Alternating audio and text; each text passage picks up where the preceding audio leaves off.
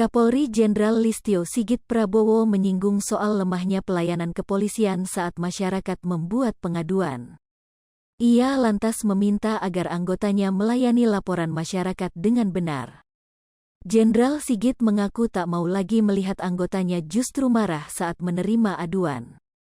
Instruksi itu diungkapkan oleh Kapolri Jenderal Listio Sigit Prabowo dalam akun Instagram pribadinya @listiosigitprabowo pada Jumat, tanggal 28 Oktober tahun 2022. Ia meminta tak ada kasus anggotanya melakukan ghosting terhadap laporan warga. Kapolri khawatir, hal itu bisa menjadikan citra negatif di mata masyarakat.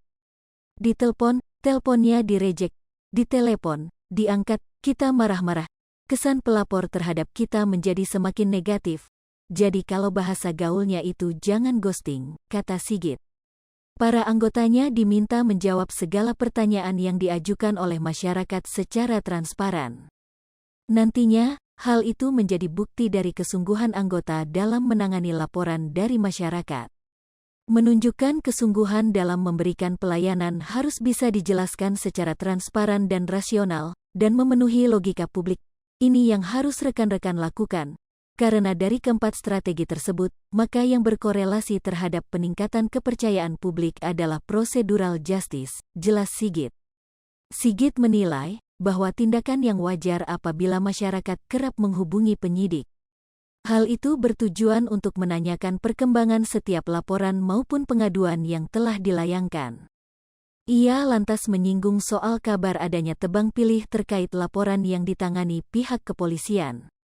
Karena itu, tidak boleh ada satupun anggotanya yang memilih laporan yang diprioritaskan saja.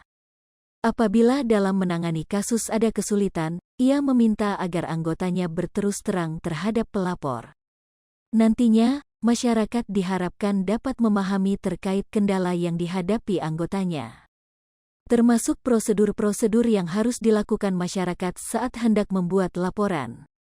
Ia menegaskan agar anggotanya merespons hal itu bukan meninggalkan bahkan memarahi. Jelaskan jangan kemudian malah ditinggal pergi. Ditelepon-teleponnya di-reject, ditelepon-teleponnya diangkat kita marah-marah, jadi hal-hal seperti itu tolong dihilangkan.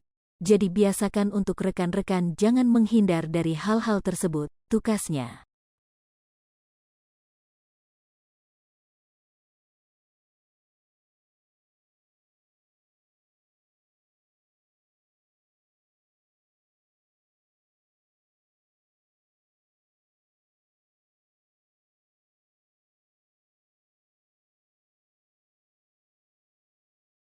Hai pemirsa Sri Popo TV, jangan lupa komen, like, dan subscribe, serta tonton terus berita-berita terupdate lainnya ya.